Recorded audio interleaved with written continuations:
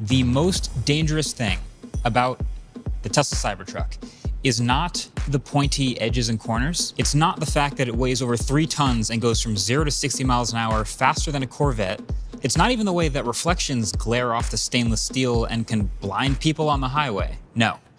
The most dangerous thing about the Cybertruck is the way it makes other people around you on the road behave.